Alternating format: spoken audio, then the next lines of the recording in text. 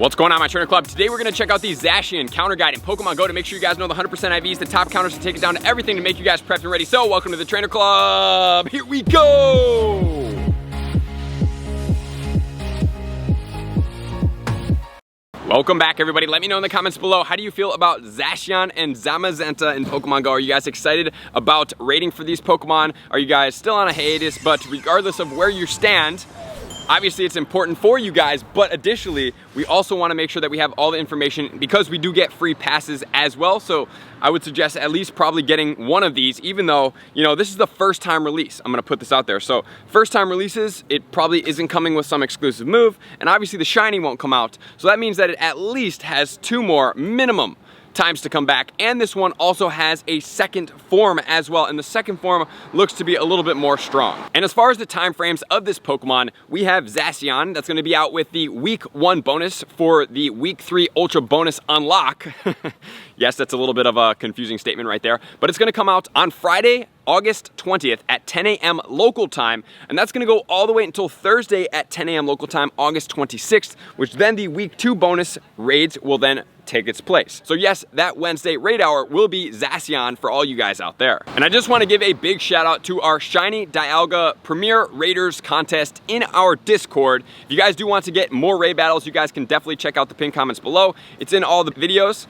So wherever your stance is, you can either choose to or not choose to, but Dialga raid competition, we had a competition of how many shiny Pokemon could each group get, and we see the top 3 winners with 2 notable mentions. So Alpha Group, in the 2-week span, got 315 shiny Dialgas. Bravo came in a close second of 287, and Owl got 233, with Tango and Delta coming in close 4th and 5th spot. But the groups did a total of 3,681 shiny Dialgas. So there you have it, guys. Really well done to all the Premier Discord Raiders. You guys are amazing. I know you guys are loving those groups in there, making sure that you guys can have that close-knit group of raiders, which makes your gameplay so much easier and so much easier to coordinate, ranking up bonuses and everything like that. Right now, we're going to check out the counter guide for the Hero of Many Battles, which is the first one that's going to premiere, but then we also have the other one, which is going to be the Crowned Sword, which looks to be the stronger of the 2. That one's a mixed one. This one is going to be an all fairy type Pokemon. Let's get right into it. The one thing I want to point out here is that the moves have not been announced yet, and also this will be the first time ever we've seen it in Pokemon Go, so there's a good chance if it's a little bit challenging to catch, we'll do an excellent throw tutorial on this for anybody out there that does need to reference it. It's gonna have a max CP 4329 with an attack of 254, a defense of 236, and a stamina of 192. Like I said, it's gonna be a fairy type Pokemon, so it's gonna have 2 weaknesses, which are going to be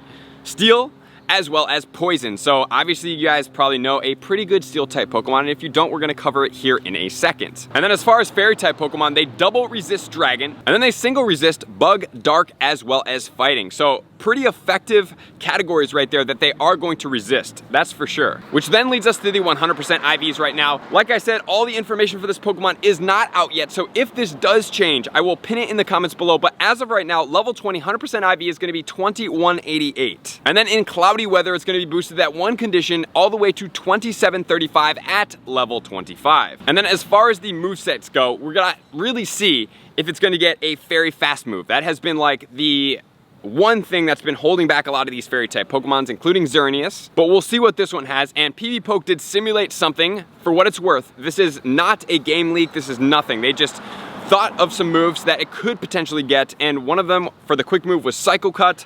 I would love to see if it does get a Fairy Fast move, and then the 2 other moves, which were going to be Fairy move of Play Rough and Close Combat. Those are hypothesized moves to see how it does do. I don't know, we will see. I will obviously announce those in a video very soon. Now moving next, how many trainers is going to take down this Pokemon? According to PokeBattler, it's going to be 2.12 trainers to take this Pokemon down. So as far as our counters, we're going to start checking them out right now, and then I'll talk about some movesets that may be a little bit detrimental to those counters. But with all that said, guys, starting off with Shadow Pokemon, I think you guys can guess it. It is an all-steel type. Weakness is going to be Shadow Metagross with Meteor Mash. Meteor Mash is the Comday move. That is going to make up counter spot number 1. 15 deaths and 506 seconds to take it down, which then leads us into counter spot number 2, which is going to be Mega Gengar with the moveset of Lick and Sludge Bomb. So this Pokemon, being a Ghost and a Poison typing, is going to boost all the Poison typings out there. However, you have to realize, are you actually going to be using a lot more Poison type Pokemon? I don't really know. And unfortunately, right now, we don't have a Mega that pairs up with a boosted Steel type. And then next we have Metagross, same exact moveset, same exact deaths, 592 seconds, so approximately 100 seconds slower, which isn't incredibly different. But remember, we have talked quite a bit about Shadow Metagross being a really powerful attacker in the game overall, which then leads us into the Mega Beedrill. So this one is going to have Poison Jab and Sludge Bomb. Just remember, this Pokemon is getting stab bonus with it being a poison and a bug type combination. And then next, we have a Pokemon that has been out in raids. Most of us probably went decently hard for. We have Dialga. Dialga is going to be Metal Claw and Iron Head combination using its Steel typing. This one's going to be 19 deaths with 682 seconds, which then is going to be followed by Excadrill. Excadrill is a ground and a Steel type. Metal Claw, Iron Head again on that Pokemon. And then next we have Shadow Mewtwo with Psycho Cut and Psystrike. That's just because Shadow Mewtwo is extremely strong, why it's making up this spot. And then we have Shadow Scissor with Bullet Punch and Iron Head. And then finally, we also have Shadow Vileplume if you guys really want to reach down a list. So with all that said, guys, let's get into the non-Shadow counters because not everybody has powered up Shadows. And counter spot number one, we've already covered it. It's going to be Mega Gengar with Lick and Sludge Bomb combination. Remember, Mega Gengar is notoriously glassy, so if there is any moveset that this Pokemon does get, such as Psychic, Ghost, highly unlikely for the Ghost, but I'm just going to point it out there that this would make this Pokemon weak to it, and then it would really make it a little bit more glassy, but it does boost the kind of like non-effective portion of the weaknesses of Zacian, which then is going to lead us into counter number two, which is going to be Metagross, followed by Mega Beedrill and Dialga, which we have already covered, and then Excadrill is going to be covered right there in spot number 5 of non-shadows. And then next we have Roserade with Poison, Jab, and Sludge Bomb. However, that one's going to have 28 deaths on it, so it's going to be a little bit glassier. And then we have both Genesects Burn Drive and Regular in here with Metal Claw and Magnet Bomb. That's going to be a bug as well as a Steel typing Pokemon. So although it does have some decent resistances, unfortunately this Pokemon is projected to have 22 deaths with 721 seconds to take it down, which is much different than the Metagross, which a lot of us should have because of the Comm Day, and if not, maybe now would be a great time for you guys to lucky trade a shiny Metagross because at some point it is going to have a Mega as well. And then we have Jirachi with Charge Beam and Doom Desire, followed by regular Gengar with Lick and Sludge Bomb. And some of you guys may be like, well, what about Mega Venusaur? Mega Venusaur is now in the 10th spot with Vine Whip and Sludge Bomb combination on that Pokemon. 770 seconds to take it down with 20 deaths, so it's not really the premier Mega in this scenario. And then we actually have Mega Pidgeot with Steel Wing and Brave Bird combination, but like we talked about, I would stick towards the top a little bit better, and since we don't have a Steel type Mega, all these other Megas that don't have the Poison typing are really actually boosting no other Pokemon really. And then we have Vileplume with Acid and Sludge Bomb, followed by Victory Belt with the exact same moveset. 28 deaths and 33 deaths, and those are on the upper 700 seconds to be taking down this Pokemon, so obviously if you can just stay towards the Metagross, super efficient. So with all that said, guys, if you guys do want to keep going down on the counter list to maybe get some more budget counters, or maybe you don't have some of the top ones, you can pause here and check out all these other Pokemon. But like I said, staying towards the top, and since most of us should have at least a couple Metagross, I mean, I have a couple powered up already, that's really where you want to stay. That Metagross, being that it's a Steel and a Psychic type combination, is really good. Like I said, as far as the moveset go, that would really throw this off would be if it does get a Ghost type move, which is, I don't think that's super likely. I don't even think that there's a Ghost type move in the pool. So if we do check out the move pool real quick, let's check it out. We have Bite, Howl, Metal Claw, Quick Attack, Quick Guard. Then we have Sacred Sword in there, Slash, Sword Dance, Iron Head, Laser Focus, Crunch, Moonblast, Close Combat, and Giga Impact. So I'm thinking for the quick moves, it might be something like Bite or Quick Attack, maybe even a Metal Claw in there, so it doesn't look right here like it may get a very fast move, which is slightly disappointing. But then if we go down on the list, it can TM a bunch of different moves as well. So it does get Psycho Cut like we just talked about, Snarl as well. So if we do go with PV Poke and say it does get Psycho Cut, and let's just say Quick Attack as the quick moves, Psycho Cut is more effective against Gengar